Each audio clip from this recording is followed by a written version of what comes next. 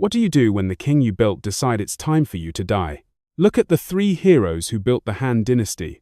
The god of war Han Xin executed like a common criminal in a dark cellar. The grand administrator Zhao He thrown into a freezing prison stripped of his dignity.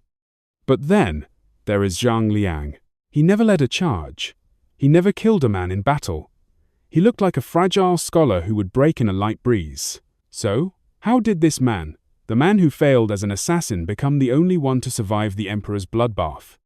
How did he win the world with a single thought, and then have the godlike genius to give it all back just to stay alive? I am Silas. Welcome to 81 Chinese Generals. Today we aren't just looking at history. We are looking at a masterclass in the art of the impossible. We are talking about the saint of strategy, who proved that a single old shoe could be worth more than 1,000,000 spears. Stay with me, because by the end of this video, you will realize that the most dangerous person in the room isn't the one with the sword. It's the one you never saw coming. This is the ultimate Chinese general's quotes.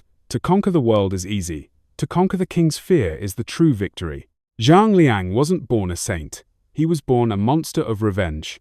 He was a prince of the fallen Han kingdom, watching as the Qin war machine turned his legacy into a graveyard. He didn't want justice. He wanted the emperor's head.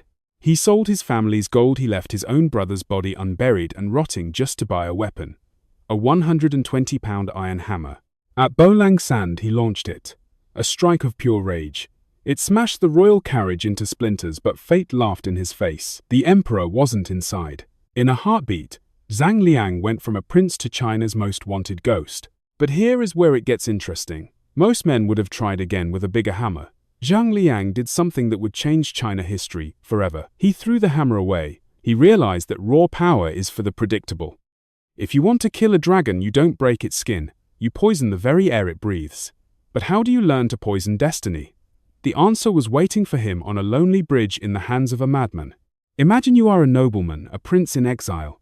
An old ragged stranger kicks his shoe into the mud and orders you like a dog. Boy, go get it. Your blood boils. Your sword is inches from his throat. This is the moment Zhang Liang almost failed. But then he saw it, the invisible trap. He knelt. He fetched the shoe. And then the old man demanded he put it on his dirty feet. 3 times. For 5 days Zhang Liang was humiliated, tested and broken. Why? Because the old man Huang Shigong knew a secret. A man who cannot swallow a small insult will never digest a great victory. This wasn't about a shoe. It was a psychological surgery to remove Zhang Liang's ego. When the test ended, he received a gift, the Thai Kong Bin Fap. In those scrolls, he found the eyes of God. He realized that the world is just a series of patterns. If you see the pattern, you own the future. But even with the power of a god, he was still a man without an army. That was about to change when he met a peasant who knew how to drink. In 208 BC, Zhang Liang met Liu Bang. On paper, it was a joke. Liu Bang was a crude, uneducated drunkard. Zhang Liang was a refined jade-like genius. But while the world looked at Liu Bang and saw a loser, Zhang Liang saw a void. He saw a leader who was empty of ego, a man who could listen. This is a hidden truth in Chinese generals. Quotes, "A genius without a vessel is just a spill. A vessel without a genius is just a cup." Zhang Liang became the architect and Liu Bang became the hammer. He didn't just give Liu Bang tactics, he gave him a soul.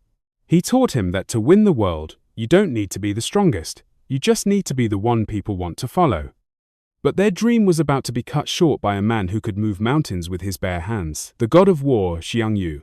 Welcome to the Hongmen feast, the most terrifying dinner in China history. One wrong breath and the Han dynasty ends before it begins. Xiang Yu, the monster of war, had his sword at Liu Bang's throat. His advisors were screaming for blood. Look at Zhang Liang. He is unarmed. He is outnumbered. But he is the most dangerous person in the room. He didn't use a shield of iron. He used a shield of value.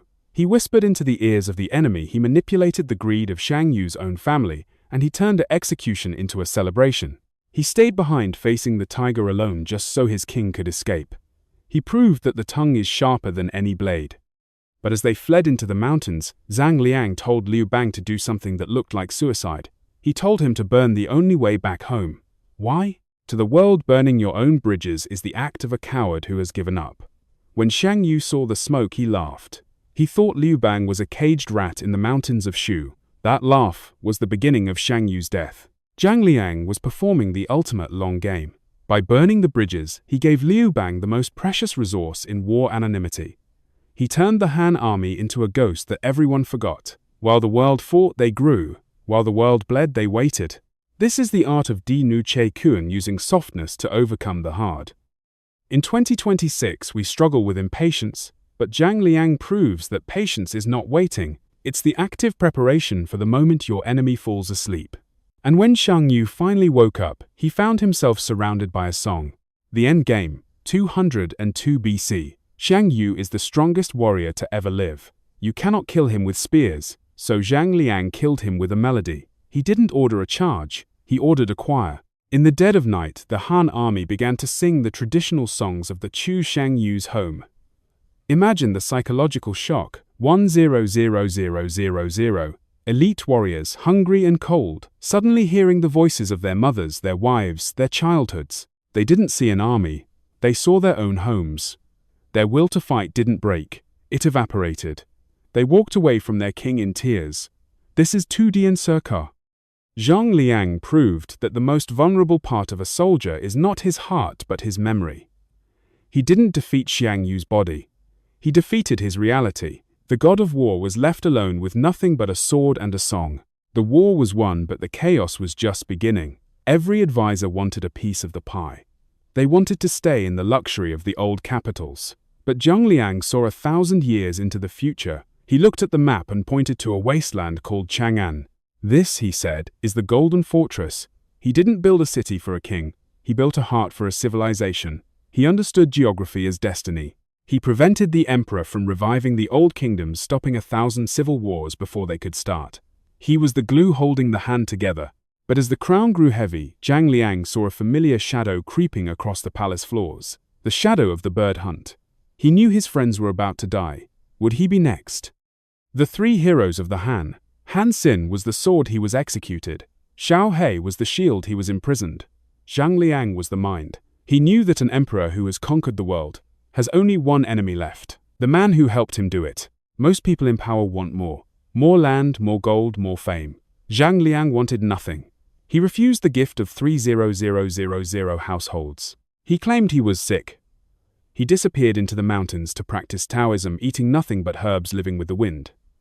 He traded his power for his life. By wanting nothing, he became the only man the emperor couldn't touch. This is the deepest lesson in Chinese generals' quotes. The only way to win the game is to know when to walk away from the table. He didn't just survive an empire, he survived the human heart.